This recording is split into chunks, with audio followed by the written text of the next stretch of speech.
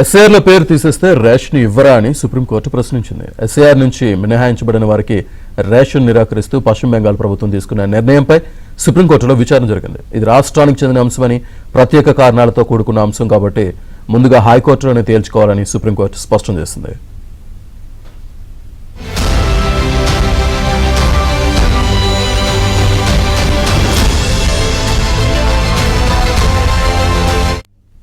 ఇదే విషయానికి సంబంధించి పూర్తి డీటెయిల్స్ మా ఢిల్లీ బ్యూరో చీఫ్ కృష్ణ అందిస్తారు. కృష్ణ.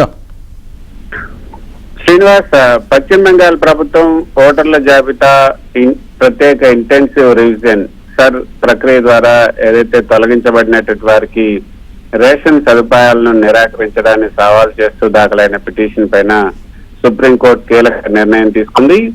పశ్చిమ బెంగాల్కి చెందినటువంటి వ్యవసాయ కార్మిక సంఘం పశ్చిమ బెంగాల్ ఖేత్ మజూర్ సమితి ఈ పిటిషన్ దాఖలు చేసింది. ఓటర్ల జాబితా పునర్వ్యవస్థీకరణ ఏదైతే సర్ ప్రక్రియలో భాగంగా కొన్ని కారణాల వల్ల ఓటు హక్కు కోల్పోయిన వారు లేదా జాబితా నుంచి మినహాయించబడినటువంటి వారు వీరందరికీ కూడా పశ్చిమ బెంగాల్ ప్రభుత్వం రేషన్ సరుకులను నిలిపివేసింది. అయితే ప్రభుత్వం ఈ నిర్ణయం ప్రాథమిక హక్కులకు భంగం కలిగిస్తుందని పిటిషనర్ కోర్టును ఆశ్రయించారు. అయితే justice BV Nagarathna, justice Jayamalya బాధ్యులతో కూడినటువంటి సుప్రీంకోర్టు వెకేషన్ బెంచ్ ఈ పిటిషన్ ను విచారించింది. ఈ అంశం పైన నేరుగా తాము విచారణ చేపట్టే బదులు కలకత్తా హైకోర్టును ఆశ్రయించేందుకు పిటిషనర్ కు స్వేచ్ఛనిస్తూ ఈ రిట్ పిటిషన్ ను సుప్రీంకోర్టు డిస్పోజ్ చేసింది.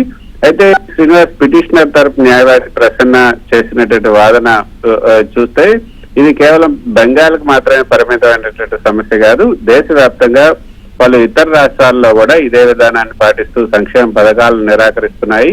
అందుకే సుప్రీంకోర్టు ఆర్టికల్ 32 కింద జోక్యం చేసుకోవాలని కోరారు. కానీ సుప్రీంకోర్టు బెంచ్ ఇది ఒక ప్రత్యేక కారణంతో కూడినటువంటి అంశం కాబట్టి ముందుగా స్థానిక హైకోర్టులోనే తేల్చుకోవాలి. పిటిషనర్ సుప్రీంకోర్టులో పిటిషన్ ను ఉపసంహరించుకునేందుకు అనుమతిచ్చారు. అయితే శ్రీనివాస్, ఇది ఒక విధంగా చూస్తే ఈ ఉదంతం అన్నది చట్టపరంగా సామాజికంగా కొన్ని ముఖ్యమైనటువంటి అంశాలను తెరపైకి తీసుకొస్తుంది.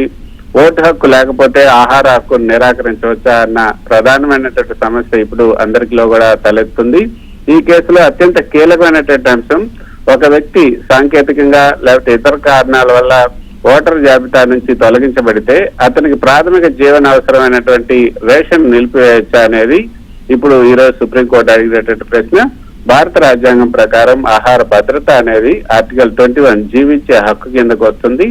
ఓటర్ల జాబితాకి రేషన్ కార్డులకు లంకె పెట్టడం వల్ల సమాజంలో అత్యంత పేద బడుగు వర్గాలు నష్టపోయే ప్రమాదం ఉంది. అంతేకాకుండా ఈ యొక్క ఇటీవల కాలంలో మనం చూసాం, ఆధార్ అదేవిధంగా ఓటర్ ఐడి వంటి గుర్తింపు కార్డుల్లో తప్పులు దొరకటం వల్ల లేకపోతే అప్డేట్ కాకపోవడం వల్ల కూడా అర్హులైనటువంటి పేదలకి ఈ రేషన్ పెన్షన్ వంటి సంక్షేమ ఫలాలు కూడా అందకుండా పోతున్నాయి. కాబట్టి ఈ సర్ ప్రక్రియలో మినహాయించబడినటువంటి పౌరుల గతి ఏమిటి అనేది ఇప్పుడు కలకత్తా హైకోర్టు తీర్పు పైన ఆధారపడింది. మొత్తానికి సుప్రీంకోర్టు ఈ పిటిషన్ ను కొట్టేయలేదు కానీ కేవలం సరైన వేదిక కలకత్తా హైకోర్టు ద్వారా రమ్మని పంపింది. కాబట్టి పశ్చిమ బెంగాల్ ప్రభుత్వ నిర్ణయం చట్టబద్ధమైందా కాదా అనేది త్వరలోనే కలకత్తా హైకోర్టు విచారణలో తేలనుంది.